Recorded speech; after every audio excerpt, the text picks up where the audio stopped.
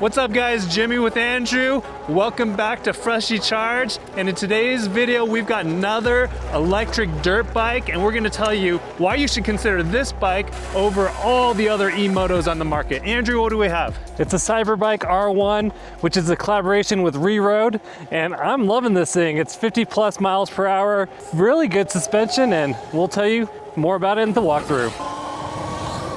Starting out with the cockpit, you have a full twist throttle, hydraulic brake levers. On the left side, you have the control module for the speed modes, which is an eco or sport mode. Then you can go through the different menu settings by holding the top button down. Very easy to read and easy to navigate through this menu. Motorcycle grade horn. It has FastAce suspension on here. I'm thinking this is probably compression.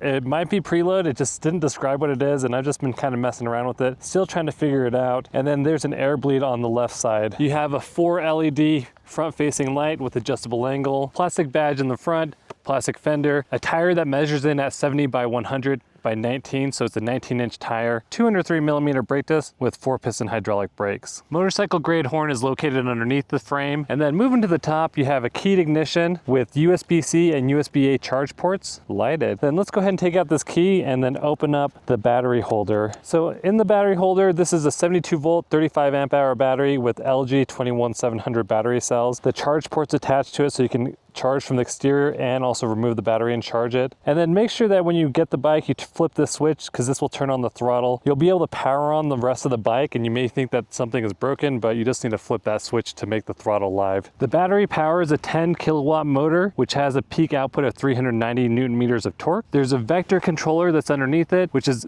also a sine wave controller, which makes it buttery smooth acceleration. Metal pegs. There's a rear tail light and adjustable air suspension. You can adjust the compression up top and add air on the bottom. This is an interesting system. It's chain driven, but also belt driven on this side connected to the motor. Metal pegs, and then you have a kickstand sensor so that when the kickstand's down, the throttle isn't live. We have the same tire size in the rear, which is 70 by 100 by 19-inch tire, 203mm brake disc with 4-piston hydraulic brakes. It's got an IPX6 water resistance rating, and it should be able to reach speeds of 50 plus miles per hour. And it all comes in at a retail price of $42.99. We're going to take this for a ride now, where we're going to talk about what we love about it, what we hate about it, and why you should choose this over the sea of other e-motos out on the market now. Man, I really do like the suspension on this. It's not necessarily the fastest electric dirt bike out there, but it's really comfy.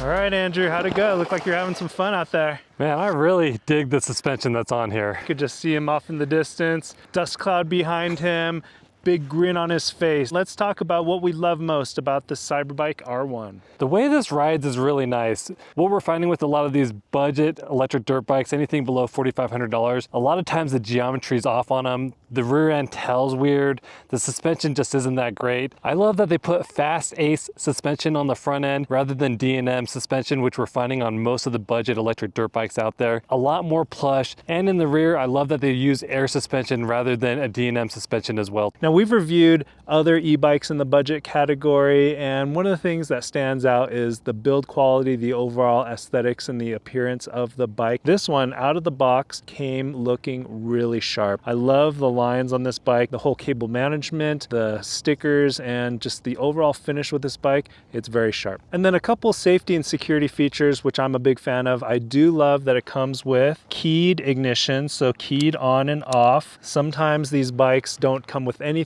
Sometimes they come with an NFC card. I am old school. I prefer the physical key. USB ports so that you can charge your peripherals, and I do like that they've added a USB-C port. And another safety feature that I think should come standard on all these electric dirt bikes is the kickstand kill switch, because there are many times where you'll ride up to a place where there are people, and if kids are riding these things, other kids that may not be super responsible, and you need that kickstand kill switch to kill the throttle when the kickstand is down, because these things are electric, they're quiet, and people just don't know when they're on. So the more safety features, the better. I love the sine wave controller on this beast. It's really buttery smooth, ultra quiet, and the acceleration curve is really nice. I have to talk about the packaging, the box that this came in. It was smaller than most. It did come freight, but the package was actually pretty small, and I thought, what's in here? an e-bike, just a regular e-bike, or a little mini emoto, but no, it's a standard sized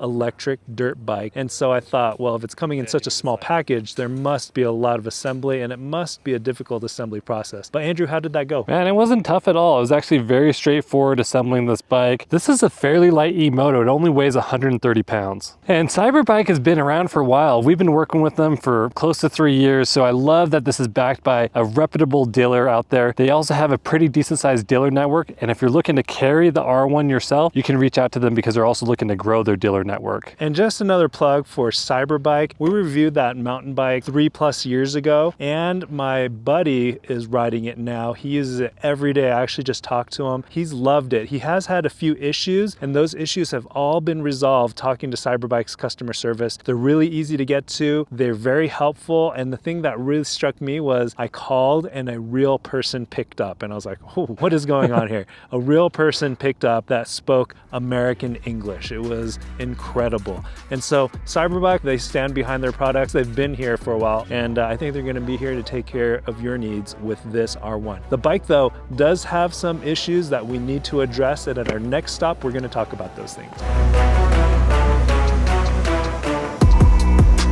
All right, let's go over where the R1 can improve. There's a few quality control issue things, like the way that this cable is connected to the throttle. It's not impacting it, but I wish this was just sealed in there a little bit better, and I could probably fix that with some glue. The rear tail light is nice to have, but it doesn't act as a brake light, which to me is very surprising because you have brake sensors on the brake that are electric, but it doesn't actually control the rear tail light as a brake. And then speaking about brakes, that's one of the things that I'm not a big fan of, is that there's no app to simply turn off the electric braking. You can turn it off through the display, but if you're trying to do wheelies, one thing you really need to do is be able to use the brake and the throttle at the same time, but this bike does not allow it. So I do wish there was an app to just simply turn it off. The display is kind of rudimentary, and then speaking about this area, there's only 2 speed modes. It's not really an issue for me because I'm always in sport mode and I like to go balls to the wall, but for people who want controlled acceleration and different options for speeds, you only have 2 options. On some of the emotos in this category, I can simply pull on the throttle and the front end lifts up on me, but on this, it doesn't just lift up. I have to actually assist it by lifting up on the handlebars, so I wish it was just a little bit torquier on the bottom end. The top end is perfectly fine, but the bottom end could definitely be improved. Not a big deal, but I do love a steering wheel column lock just for extra added security. You don't have it with the R1. And then I do love the 4-piston hydraulic brakes, but one thing I wish that these emoto companies would start adopting is DOT hydraulic brakes, just because these are really not made for electric dirt bikes. They're kind of made for e-bikes. And then my last wish list is that I wish this came with the certificate of origin. Another thing that's missing, quick disconnects. We would love to have the quick disconnects so that you can change out peripherals really easily if they get broken or damaged. And if you love to do wheelies, when it comes wheelie time, you can easily disconnect the electric braking and have fun doing your wheelies. And the light is always on. So if you're in the dark and you're trying to evade the police, rob someone, you can't even turn off the lights. All jokes aside, for us, we just don't know why you need the light running during the day. So I'm loving the FastAce front suspension,